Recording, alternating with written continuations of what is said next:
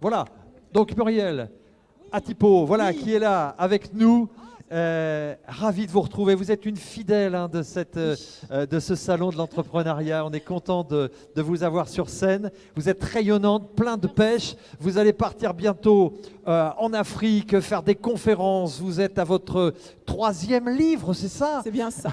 Oui. Alors, bienvenue. Merci. Alors, le personal branding à l'ère du digital, qu'est-ce Oui. que ça veut dire tout ça? Qu'est-ce que ça veut dire? Waouh! Vous savez ce que c'est le digital? D'accord. Alors le digital, on sait ce que c'est. En long et en large. Donc, Oui. qui sait ce que c'est le personal branding? Parce que je sais Le que c'est un personal mot très branding, qui sait ce que anglais. c'est? Ah, Personne. Ben, c'est top. Du coup, je vais commencer par là à expliquer qu'est-ce que c'est. je vous laisse. Merci beaucoup, infiniment. Formidable. Alors, je suis Muriel Atipo, alias Miss Purple Coach. J'aime le violet. Est-ce qu'il y a des amoureux du violet ici? D'accord, je suis ravie que je ne suis pas la seule. Formidable. Alors, je suis une accélératrice de destinée, c'est-à-dire que j'aide les individus, et moi, ce qui m'anime réellement, c'est que chacun puisse trouver sa voie dans ce monde. Je crois que comme Mark Twain l'a dit, qu'il y a 2 jours les plus importants dans la vie de quelqu'un, le jour où on est, le jour où on découvre pourquoi. Donc, j'aide les gens à trouver leur pourquoi, ce qui les anime. Et particulièrement les femmes. Donc, je suis coach en développement personnel et je suis aussi stratégiste en personal branding et leadership. Tout ça, ça veut dire en fait, quand je vois les gens rayonner, quand je vois les gens vraiment trouver leur plein potentiel et surtout oser entreprendre, eh ben, ça me fait vraiment du bien. Donc voilà, ce qui m'anime personnellement. Alors, je suis basée ici en Île-de-France. En France, je suis auteure de plusieurs livres. Enfin, le premier qui s'appelle La femme extraordinaire. Donc justement, je crois qu'en chacune et en chacun, il y a quelque chose d'extra. Et quand vous le trouvez, je peux vous dire que the sky is the limit. C'est-à-dire vous rayonnez dans votre vie professionnelle, vous trouvez beaucoup plus de sens. Et mon dernier livre s'appelle Ta mission t'attend, pour toutes ceux et celles qui ont besoin de trouver leur raison d'être et entreprendre en alignement avec leur raison d'être et surtout en utilisant leur talent. Alors, donc, on va parler de personal branding. Donc, on va déjà, premièrement, tenter de définir ensemble ce que c'est. Alors, est-ce que j'avance comme ça? Oui, c'est bon? Oh, wow, ok, super. Alors, moi, j'aime bien les citations. J'aime bien ce que les gens disent. Il y a quelqu'un quelque part qui... il y a des gens qui sont déjà experts dans ce domaine du personal branding. Ce n'est pas quelque chose de nouveau. Et moi, un jour, j'ai entendu quelqu'un qui a dit ça, que les gens font du business avec les gens qu'ils connaissent, les gens qu'ils apprécient, les gens à qui ils font confiance et les gens qu'ils valorisent. Et donc ça, c'est très important, ce qu'on appelle le Know, Like and Trust Factor.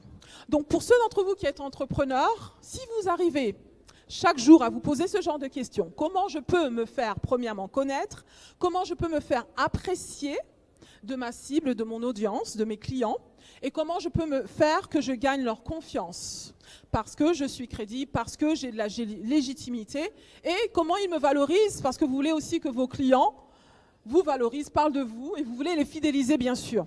Donc ça, c'est vraiment important en termes d'état d'esprit de l'entrepreneur. Quel genre d'état d'esprit dois-je avoir chaque jour dans la conduite de mon entreprise? Donc une chose qu'on doit avoir, c'est cette capacité justement à se faire connaître, à se rendre visible auprès de notre cible. Et le personal branding, c'est tout simplement un processus qui vous permet justement de vous faire connaître parce que vous êtes différent, parce que vous avez quelque chose d'unique à offrir à vos clients. Moi, j'aime bien ce qu'un certain J.T. Fox a dit, qui est un coach américain de renom. Il a dit que bien sûr, on a besoin du marketing. Tout ce qu'on vous a dit jusqu'ici, c'est de l'ordre du marketing. Ce sont des tactiques, des stratégies à mettre en place pour attirer vos clients. Donc le marketing est en fait le moteur de votre voiture. Sans le moteur, la voiture n'ira nulle part, on est bien d'accord. Mais une voiture a aussi besoin de carburant. Parce que si vous n'avez pas de carburant, et c'est le cas en ce moment, donc c'est vraiment l'actualité, pénurie de carburant, on peut avoir le plus gros bolide, mais ce bolide nous emmènera nulle part si on n'a pas de carburant. Donc le personal branding, c'est le carburant que vous mettez dans votre moteur pour vous emmener à destination et atteindre vos objectifs. Et ce que j'ai constaté, je ne suis pas la seule à le constater, parce que quand on est entrepreneur, on fait beaucoup de marketing, les réseaux sociaux à gogo, on communique par-ci et par-là. Ça peut devenir une course effrénée, ça peut devenir très chronophage, on ne sait pas comment s'y prendre et autres, parce qu'on oublie le carburant du personal branding. Donc, c'est le carburant qui va faire que votre marketing va être amplifié, va prendre plus d'ampleur, va faire davantage sens pour vous et pour votre audience.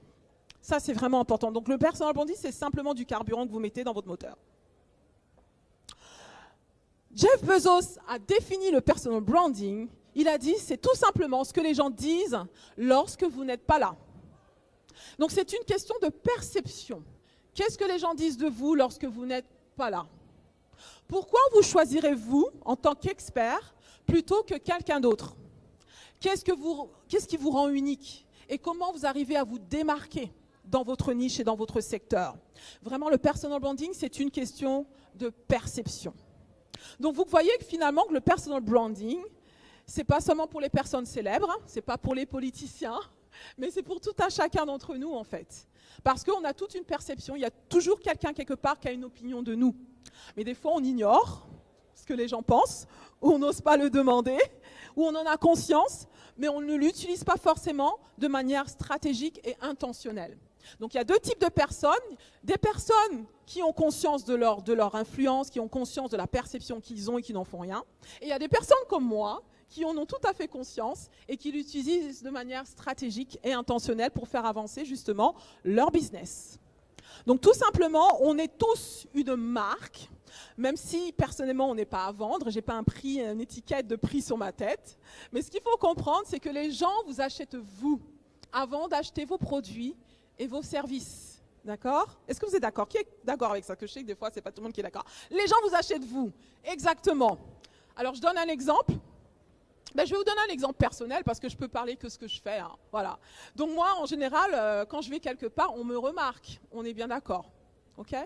Donc il y a des gens qui viennent vers moi tout simplement parce qu'ils aiment la couleur. Okay?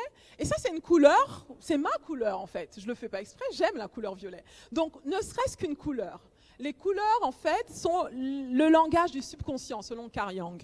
Et il y a des études marketing qui ont été faites, qui ont montré que le premier critère qui en fait suscite le désir d'achat chez des consommateurs, ce n'est ni la forme du produit, ni le caractéristique du produit, mais c'est la couleur du produit. Qui savait ça? Quelque chose tout simple comme une couleur, vous comprenez? Donc vous avez toutes quelque chose de différent, et moi particulièrement, c'est une couleur. D'autres critères qui vont aussi vous distinguer, c'est aussi votre personnalité, votre histoire, votre pourquoi. Vous avez toutes et tous un pourquoi, vous avez toutes et tous des valeurs. Et quand vous parvenez à mettre en avant cela, ces atouts uniques dans votre stratégie de communication et de différenciation, ça va pouvoir vous permettre de créer la préférence aux yeux de votre audience et aux yeux de vos clients. Et donc c'est pour ça qu'on dit que les gens, finalement, vous achètent vous, parce qu'ils, en fait, se retrouvent dans votre personne, peut-être dans votre histoire, peut-être dans votre couleur, dans votre parcours, mais surtout, ils se retrouvent vraiment dans l'histoire que vous allez leur raconter. Et donc ça, c'est la puissance en fait du pourquoi, la puissance de votre personal branding. Alors on sait qu'aujourd'hui, il y a de plus en plus de gens qui sont bien sûr sur les réseaux sociaux, donc on connaît la puissance du digital. 55 millions de Français utilisent Internet, 94% d'entre eux utilisent le moteur de recherche Google. Donc quand on fait du business aujourd'hui, on est obligé à un moment donné de se rendre visible aussi sur le digital, sur la toile, on est bien d'accord. Alors, moi, j'aimerais vous demander, comme Google est vraiment le moniteur de recherche par excellence, j'aimerais vous demander à ceux d'entre vous qui êtes ici, est-ce que vous êtes googlisable? Ça, c'est un nouveau mot très trendy. Googlisable, c'est est-ce qu'on vous trouve sur Google? Je vais vous demander de faire un exercice maintenant, si vous voulez bien, de prendre votre smartphone, s'il vous plaît, et de taper votre nom, prénom, nom, avec entre guillemets, sur Google. Et voir ce qui apparaît à votre sujet. Parce que vous le vouliez ou non, vos clients, vos prospects, ils vont vous googliser. Même si vous existez en vrai, ils vont vous voir si vous avez une version digitale de vous. Et quand on parle de personal branding à l'ère du digital, c'est exactement ça. Qu'est-ce que les gens disent de vous sur Google? Je vais vous laisser faire l'exercice tranquillement pendant que je procède. Vous allez, peut-être je vais avoir un volontaire ou une qui va pouvoir me dire ce que vous avez trouvé sur Google. Alors, certains d'entre vous, vous allez vous dire, mais il n'y a rien. J'ai une cliente que j'ai accompagnée récemment, parce que j'accompagne principalement les femmes entrepreneurs et porteuses de projets qui veulent justement se rendre davantage visibles, de manière unique et différenciante. Et une d'entre elles, particulièrement, m'a dit, écoute, c'est super, j'étais dans un salon, j'ai donné ma carte, j'ai potentiellement un nouveau client. J'ai dit, ça c'est super. Elle me dit, mais non, c'est pas si superbe que ça. Parce que le client, en prenant ma carte, m'a dit, je vais aller sur Google et je vais aller voir ce qui se passe chez vous. elle était vraiment triste parce qu'elle n'avait rien sur Google, vous voyez.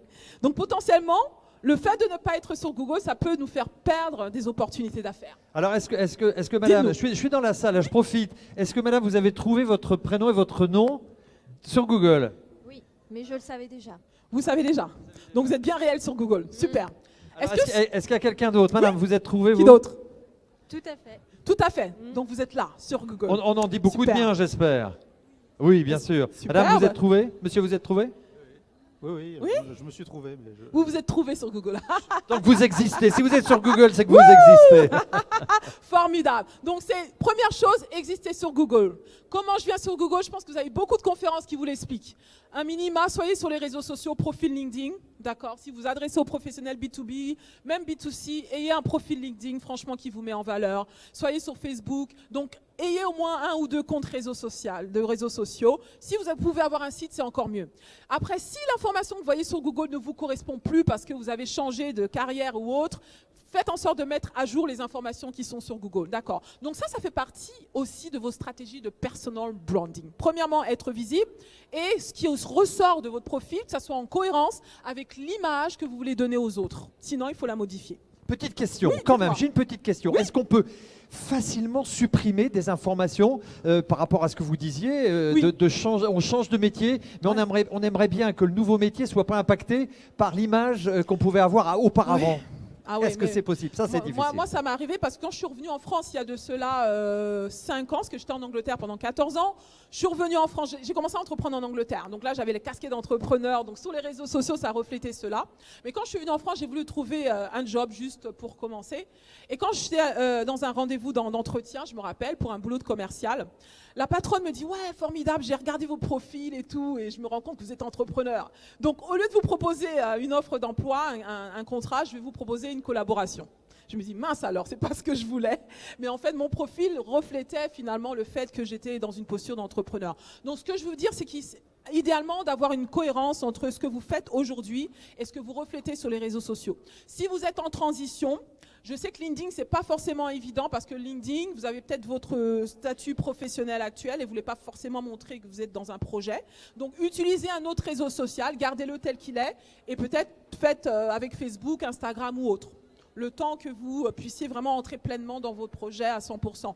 Donc, parce que sinon, les gens vont vous voir d'une manière dans une profession sur LinkedIn, ils vont vous voir autrement ailleurs et des fois, ça peut causer des incohérences. Mais il y a toujours des moyens, finalement, de communiquer ce que vous faites de manière en tant qu'entrepreneur sans affecter votre profil. Par exemple, sur LinkedIn, vous pouvez très bien le faire en conjointement. Ça arrive à des entrepreneurs que j'accompagne aussi. Okay. Alors, du coup, donc vous avez compris que le personal branding, c'est une question de perception. Donc, il faut aller chercher ce que les gens disent de vous. Et le but, c'est justement de sortir de cette masse-là que sont les réseaux sociaux. Comment je me démarque? En fait, vous n'avez qu'une seule opportunité de faire première bonne impression. Les gens vraiment vont avoir envie d'aller vers vous dès les premières secondes. Donc, c'est vraiment en secondes que ça se passe. Qu'est-ce qui fait que ce que vous mettez sur les réseaux sociaux ou voir quand vous vous présentez en face de votre cible, même dans des genres de rendez-vous comme ça, qui fait que les gens ont envie d'aller vers vous? Qu'est-ce que vous donnez aux gens comme information à votre sujet? Et ça, c'est vraiment important. Comment je me démarque? Encore une fois, une couleur pour vous démarquer. Sur LinkedIn, maintenant, vous voyez que beaucoup de gens, dans leur profil LinkedIn, par exemple, votre photo de profil est essentielle. Donc, par exemple, si vous avez une carte de visite, j'ai laissé la mienne quelque part, ma carte de visite, elle se démarque par sa forme, par sa couleur et parce que j'ai mis une photo derrière. D'accord? Donc, quelque chose de simple. Une carte de visite, quand vous faites du networking, essayez de la personnaliser un maximum. OK? Ça, c'est des petites choses comme ça. Photo, votre logo, votre couleur de marque, et que cela soit cohérent au travers de différents visuels que vous utilisez dans votre stratégie de communication, par exemple sur les réseaux sociaux et sur votre site internet. Donc, tout ça, c'est votre identité de marque. Votre logo, votre couleur, votre signature, votre slogan. Vous voyez, tout ce qui fait que les gens se souviennent de vous. Alors, c'est ce qui vous rend unique qui fait votre succès selon William Arruda, un des pionniers en personal branding.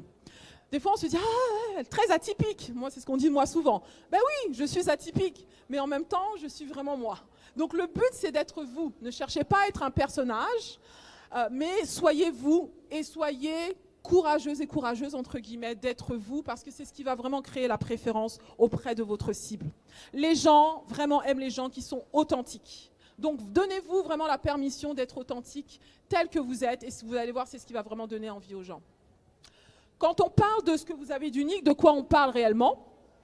Eh bien, on parle des choses comme tout simplement le fait d'avoir une vision, une mission pour votre entreprise est importante. Le fait d'être clair sur vos valeurs, ce que vous défendez réellement, le fait de communiquer votre histoire, votre parcours et pourquoi vous faites ce que vous faites. Parce qu'encore une fois, les gens achètent votre pourquoi. Ils n'achètent pas votre quoi, ils n'achètent pas le comment, mais ils achètent le pourquoi. Donc quand vous arrivez à communiquer premièrement sur votre pourquoi j'ai démarré cette entreprise, pourquoi je suis ingénieur, pourquoi je suis coach, pourquoi je suis cela, vous voyez que les gens, tout de suite, vous allez commencer à les inspirer. Et c'est ce qui va leur donner envie maintenant de pouvoir découvrir la réelle valeur ajoutée que vous pouvez leur apporter. Donc communiquer en commençant par son pourquoi, son histoire, ses valeurs. Alors, les bénéfices du personal branding à l'ère du digital, ça vous permet d'établir des solides bases pour votre stratégie de communication et de visibilité. Beaucoup de gens commencent à créer des logos, sites internet, à gogo, mais ils ne travaillent pas en amont le personal branding. Donc, quand vous travaillez le personal branding, vous allez pouvoir savoir faire part de votre histoire personnelle, comme je le dis, au travers du storytelling. Le fait de raconter une histoire, votre histoire, l'histoire de vos produits, l'histoire de votre marque, aussi l'histoire des clients que vous accompagnez, les témoignages et tout ce que vous avez au travers de votre client que vous servez. Faire aussi de la lumière sur la mission et la vision de votre entreprise. Quelle est la mission de votre entreprise? À quoi vous contribuez? Quels sont vos objectifs à 5 ans? Est-ce que vous arrivez vraiment à communiquer sur ces différents axes-là? Et quand vous le faites, ça va vraiment créer la préférence auprès de votre cible parce qu'ils savent que vous êtes avec eux sur du long terme, que vous les emmenez quelque part en fait. Faire de la lumière, donc ça je l'ai dit, déterminer avec précision vos clients cibles. Le danger quand on commence, c'est de se dire que tout le monde est mon client. Mais c'est important vraiment de trouver votre cible et de pouvoir vraiment parler au cœur de votre cible. Comme moi, je l'ai décidé, j'ai fait le choix de travailler avec les femmes. C'est un choix que j'ai fait conscient parce que j'ai vraiment ce désir vraiment de m'adresser aux femmes. Tout simplement, ok? Donc du coup, je l'assume, c'est ma cible. Et ça me permet en fait de vraiment rester dans ce segment-là. Et ça me permet vraiment d'attirer mes clients de cœur. Parce que rien de pire d'attirer les mauvais clients, entre guillemets, parce qu'ils ne correspondent pas à notre cible. Donc l'importance de se poser la question, qui sont les clients de cœur que je veux attirer? Et puis, comment je peux les attirer? Où est-ce que je dois me positionner pour pouvoir les attirer, surtout de bien choisir le canal de communication pour vraiment parler à vos clients sur ce canal. Donc ça serait dommage d'être sur tous les canaux de communication, Facebook, LinkedIn, si vous vous rendez compte que vos clients de cœur sont sur Instagram. Donc vraiment faire le choix du bon canal de communication. Créer une identité de marque saisissable. Saisissante, ça c'est important. Donc votre identité de marque, ça commence déjà par vous, donc d'être en mesure d'incarner l'ambassadeur et l'ambassadrice de votre marque, d'éviter de vous cacher derrière les écrans, mais d'oser vous montrer un petit peu plus. Ok? Donc il y a différentes manières de le faire. Au travers de votre storytelling, ça peut être au travers de vidéos que vous produisez. D'accord, que vous puissiez communiquer au cœur de votre cible au travers des vidéos, contenu vidéo. Ça peut être de donner des conférences comme moi j'aime le faire pour ceux qui aiment parler en public. Ça peut être d'écrire un livre, d'écrire des blogs, mais finalement trouver le moyen qui vous permet vous d'incarner vraiment la posture de communicant pour votre entreprise, pour vraiment communiquer l'histoire de votre entreprise et ses valeurs. Et ça c'est vraiment important. Alors, comme je le disais, ce qui est important, c'est de savoir à quoi votre entreprise contribue. Est-ce que vous êtes déjà posé la question, quelle est la mission de mon entreprise? Qui connaît la mission de son entreprise? Personne? D'accord. Qu'est-ce qu'on entend par mission? Votre entreprise est une solution pour un problème que quelqu'un, particulier ou organisation, a quelque part. Et donc le but, c'est de voir à quoi vous contribuez. Par exemple, moi, ce qui me chagrine dans le monde, c'est de voir les gens passer à côté de leur potentiel. Ça, c'est la vision que j'ai d'un monde meilleur. Je rêve d'un monde où chacun trouve sa voie. Et chacun est épanoui au travail, en fait. C'est ce qui me fait vibrer. Alors, j'ai décidé de contribuer à ce que chacun puisse trouver sa mission. trouver sa voie, sa raison d'être, et par rapport à cette raison d'être, puissent faire le choix d'entreprendre autour de cette raison d'être et selon leurs valeurs. Donc ça, c'est la mission de mon entreprise, c'est ma contribution. Et quand vous êtes clair sur cette contribution, ça vous permet de rester vraiment focus sur cette contribution et de pouvoir dire oui à certaines choses qui vont dans l'ordre de vos missions, de votre mission, ou voire non à certaines opportunités qui n'entrent pas dans le cadre de votre mission. Donc ça vous donne plus de clarté pour vous, pour votre cible, qui vont pouvoir aussi s'identifier à cette mission qui fait partie de votre pourquoi, et ça vous permet de rester focus aussi sur cette mission et d'atteindre plus facilement vos objectifs. Je pense que vous connaissez ces histoires du colibri qui illustrent bien l'idée de mission de vie. Qui connaît l'histoire du colibri ? D'accord, je finis avec cette histoire. Alors, il y a un jour, dans la forêt, il y avait un gros incendie, un grand incendie qui menaçait de pouvoir embraser toute la forêt. Et la plupart des oiseaux ont pris peur et ont pris la fuite. Sauf le petit colibri qui s'est dit, mais non, si je prends la fuite, la forêt va être embrasée et ça sera fini pour nous. Alors, le petit colibri, ce qu'il a décidé de faire, c'est que chaque jour, il allait déposer sa petite goutte d'eau pour éteindre l'incendie de la forêt. Donc chaque jour, il allait déposer sa petite goutte d'eau. Et un jour, le gros matou lui a dit « Mais petit colibri, qu'est-ce que tu fais ?» Il dit « Oui, c'est vrai que je ne fais pas grand-chose, mais au moins, j'aimerais contribuer à ce que cette forêt un jour s'éteigne. » Et bien voilà, nous avons toutes et tous une petite goutte d'eau. Et ces petites gouttes d'eau, c'est justement votre contribution. À quoi votre entreprise, à quoi votre marque contribue. Et dès que vous trouvez vraiment la réponse à cela, je peux vous dire que waouh, vous allez vraiment créer la préférence au cœur de votre cible.